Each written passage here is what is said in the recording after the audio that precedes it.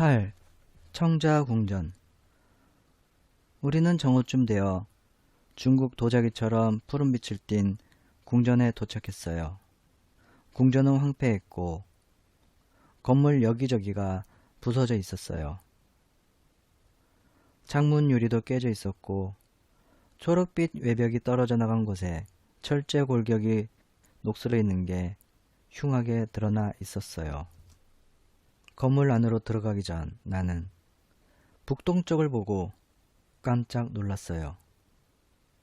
윈즈워즈와 배터시 부근에 큰 하구 같은 게 보였어요. 그것을 보니 바다 생물이 어떻게 되었을까 궁금해지더군요. 그 궁전은 역시 청자로 이루어져 있었고 청자의 겉면에 알아볼 수 없는 글자가 새겨져 있었어요. 나는 어리석게도 위나가 그 글자를 읽을 수 있을 거라 생각했지만 위나는 글이라는 게 무언지조차 모르고 있었어요. 내게는 늘 위나가 실제보다 더 인간처럼 여겨졌는데 그건 아마도 그녀의 애정이 매우 인간다웠기 때문일 겁니다. 깨져서 열려있는 문 안쪽에는 보통의 홀 대신 긴 진열실이 있었고 측면에 달린 수많은 창문을 통해 빛이 흘러들어오고 있었어요. 나는 언뜻 박물관을 떠올렸습니다. 바닥에는 먼지가 두껍게 쌓여 있었고 진열되어 있는 여러 가지 물건도 뿌연 먼지를 뒤집어 쓰고 있었어요. 방 한가운데에는 거대한 동물뼈의 아랫부분이 으스스한 분위기를 내뿜고 있었습니다. 다리가 비스듬하게 기운 것으로 보아 멸종된 포유동물 같았어요. 두개골과 윗몸뼈는 그 옆의 두껍게 쌓인 먼지 위에 뒹굴고 있었는데 지붕 틈 사이로 들어온 빗물에 맞아 일부가 허물어져 있었어요. 진열실 저편에도 커다란 공룡뼈가 보였어요. 역시 그곳은 박물관이었습니다. 옆에는 비스듬하게 앞이 튀어나온 진열장이 있었지요. 그 위에 쌓인 먼지를 털어내니 유리 안에 내가 살고 있는 시대의 낯익은 물건이 들어있었어요.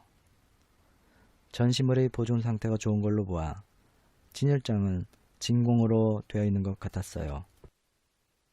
그곳은 내가 살던 시대보다 조금 후대의 박물관 건물이 틀림없었어요. 그 방은 고생물실이었던 듯 멋진 화석이 진열되어 있었는데 화석에는 조금씩 부패의 흔적이 나타나고 있었어요. 박테리아와 곰팡이가 멸종됐기 때문에 썩는 속도는 예전에 비해 9,900분의 1에 불과할 정도로 느렸어요. 그러나 이곳에 전시되어 있는 보물들은 그렇게 느리면서도 확실하게 썩어 들어가고 있었습니다. 여기저기 귀한 화석이 산산조각이 나 있거나 갈대로 엮어지는 걸로 보아 키가 작은 사람들이 손을 댄 것 같았어요. 진열장이 통째로 옮겨진 것은 아마도 몰록들의 수행인 것 같았고요. 건물 안은 매우 조용했어요. 두껍게 쌓인 먼지 때문에 발소리도 들리지 않았죠. 주위를 둘러보고 있으려니까 진열장 유리 위로 성게를 굴리고 있던 위나가 다가와 조용히 내 손을 잡았어요. 처음에는 인류가 현명했던 시대의 기념품들을 보고 놀라 그것을 이용할 생각은 하지도 못했어요. 심지어 타임머신에 대해서도 잠시 잊고 있었거든요.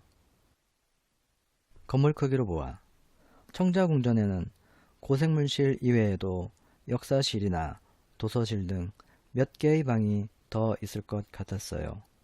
적어도 그때에는 역사실이나 도서실이 허물어져가는 공룡뼈보다 훨씬 흥미로웠어요.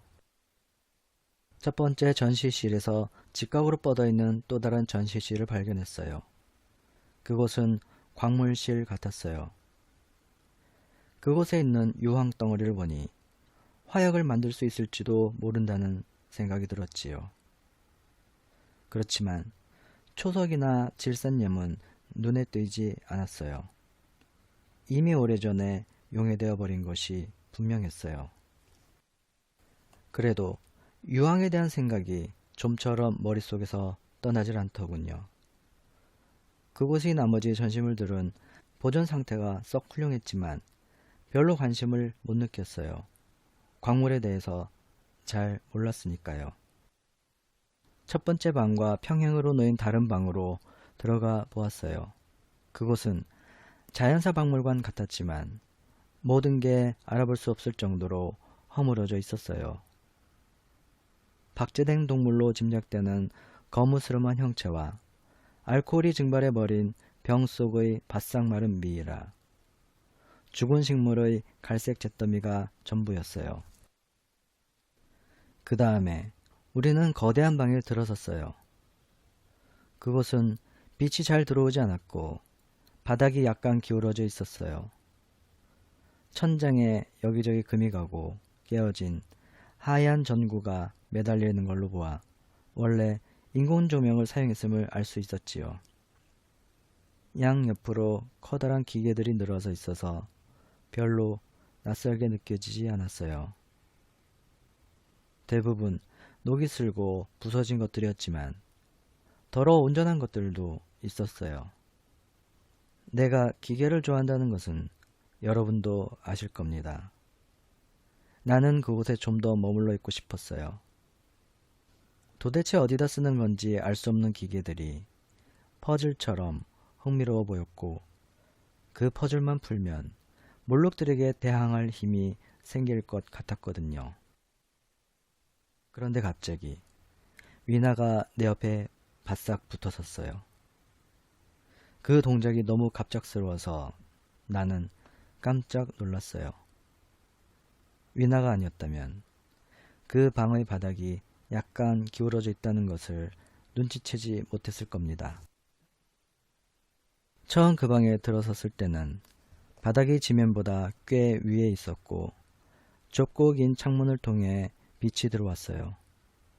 하지만 앞으로 나아가면서 창 밖으로 흙이 보이고 좁은 창문의 꼭대기로만 빛이 조금 비칠 뿐이었지요. 나는 기계에 정신이 팔려 천천히 걷고 있었기 때문에 빛이 줄어드는 것을 알아차리지 못했어요. 위나가 불안해하는 것을 보고야 방의 저쪽 끝이 어둠에 쌓여 있는 것을 알았습니다. 나는 흠칫 멈추어 서서 주위를 둘러보았어요. 먼지가 앞의 방처럼 두껍게 쌓여 있지 않았고 표면도 고르지 않은 것 같았어요. 게다가 저 앞의 어두운 곳에는 조그맣고 보폭이 좁은 발자국이 찍혀 있었어요. 그제서야 몰록들이 생각났습니다.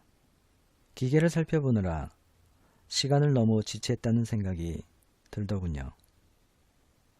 벌써 오후가 훨씬 지났는데 아직 무기와 은신처도 구하지 못하고 불 피울 도구도 없었어요.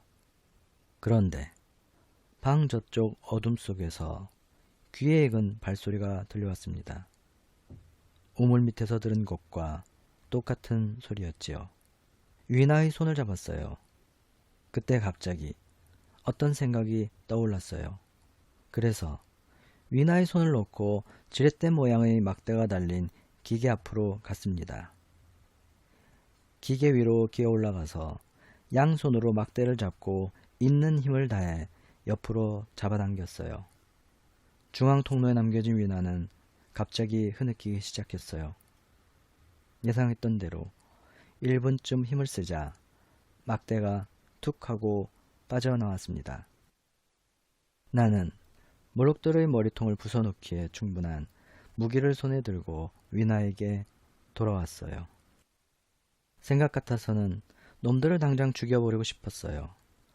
후손을 죽이려 하다니 매우 비인간적으로 여겨지겠지만 그들은 인간이라는 생각이 안 들었어요.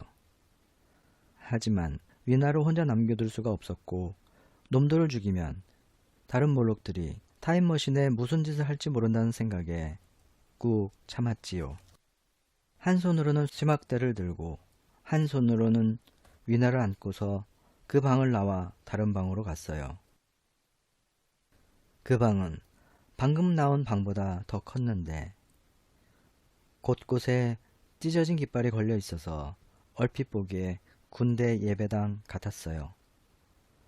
방 양쪽에 걸려있는 갈색과 검은색 누더기는 자세히 보니 책장이 썩어가고 있는 것이었어요. 책들은 오래전에 너덜너덜해졌고 활자도 보이지 않았습니다. 그나마 군데군데 구부러진 마분지와 책을 묶는 데 쓰는 쇠붙이 같은 것이 책이라는 것을 알게 했습니다. 만약 내가 글 쓰는 사람이었다면 그것을 보고 모든 문학적 야망이 헛되다는 것을 깨달았을 거예요. 그러나 그때 내게 가장 크게 와닿았던 것은 참으로 많은 노력이 물거품이 되었다는 겁니다. 까맣게 썩어가는 종이가 그것을 말해주고 있었지요. 그때 갑자기 왕립학회 회보와 거기에 실린 광학에 대한 17편의 내 논문이 생각나더군요. 우리는 폭이 넓은 계단을 올라가 응용화학실 같은 곳에 들어갔어요. 거기서 무언가 도움이 될 만한 것을 발견할 수 있을 것 같았지요.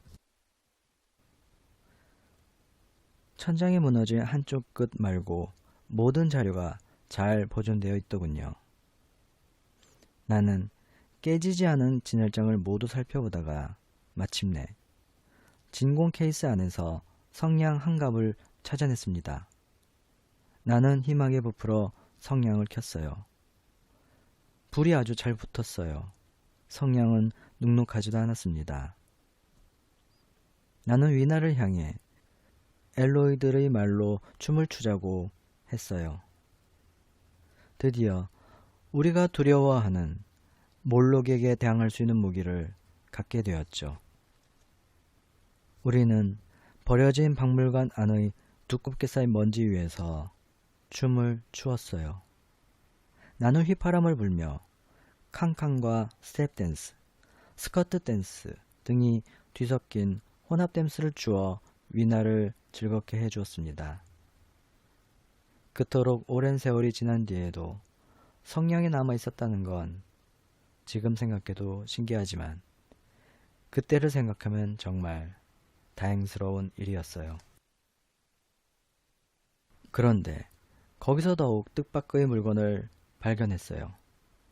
바로 장뇌였지요. 그것은 병에 담겨 단단히 밀봉되어 있었어요. 처음에 나는 그것이 파라핀인 줄 알고 병을 깨트리려 했으나 독특한 냄새로 장뇌라는 것을 알았어요. 모든 것이 썩어가는 속에서도 이 휘발성 물질은 용케 수천 세기를 견뎌내고 있었습니다. 나는 장뇌를 집어 던지려다가 문득 장뇌가 인화성 물질이며 탈 때 밝은 불꽃을 낸다는 것을 떠올리고 호주머니에 집어넣었어요. 그러나 청동문을 부수는 데 쓸 화약이나 도구는 찾지 못했지요. 쇠막대 하나가 그때까지 발견한 가장 훌륭한 도구였습니다. 그럼에도 불구하고 나는 의기양양한 기분으로 그곳을 나왔어요. 그 길었던 오후의 이야기를 전부 말씀드리기는 어려울 것 같군요. 내가 본 것들을 순서대로 기억해내기가 쉽지 않네요. 한 번은 무기 전시실에서 쇠막대 대신 도끼나 칼을 갖는 게 어떨까 하고 한참을 망설였어요. 두 가지를 다 가질 수는 없었거든요. 그러나 청동문을 여는 데는 역시 쇠막대가 더 나을 것 같았습니다.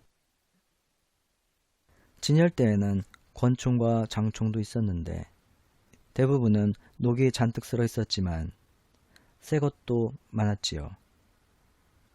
그러나 탄약이나 화약은 모두 썩어서 먼지로 변해 있었어요.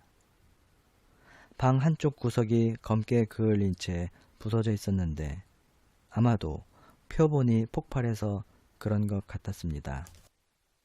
그곳에는 인형 전시실도 있었어요. 폴리네시아와 멕시코, 그리스, 페니키아 인형을 비롯하여 세계 여러 나라의 인형들이 전시되어 있었어요.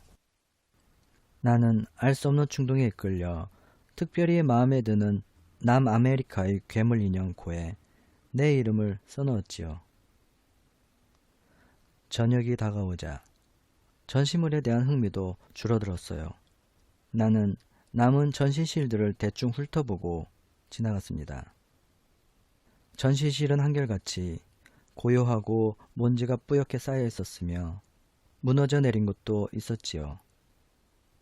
그렇게 여러 방을 돌아다니다가 주석으로 된 광산 모형을 발견했는데 그 옆의 진공 케이스 안에 다이너마이트 2개가 들어 있었어요. 나는 바로 이거야 하고 외치며 기쁨에 들떠 상자를 깨고 다이너마이트를 꺼냈습니다. 하지만 갑자기 의심이 들었어요. 주저하다가 옆에 있는 작은 전시실에서 실험을 해보았어요. 5분을 기다리고 10분, 15분을 기다리는데도 다이너마이트는 폭발하지 않았어요. 그토록 실망스러웠던 적도 없을 겁니다. 걱정했던 대로 그것은 모형이었어요. 만약 그게 진짜였다면 아마 나는 정신없이 달려나가 곧장 스핑크스와 청동문을 날려버렸을 것이고 그와 함께 타임머신을 되찾을 기회도 영영 사라지고 말았을 거예요. 이윽고 우리는 궁전의 안뜰에 이르렀어요. 그곳에는 잔디가 깔려 있었고 과일나무가 세 그루 있었어요. 우리는 그곳에서 잠깐 숨을 돌렸습니다. 지는 해를 보니 아직 은신처를 찾지 못한 것이 생각났습니다. 그렇지만 크게 걱정되지는 않았어요. 몰록들에게 대항할 가장 강력한 무기인 성냥이 있었으니까요. 게다가 불꽃이 필요할 경우를 대비하여 주머니에 장류에 넣어뒀고요.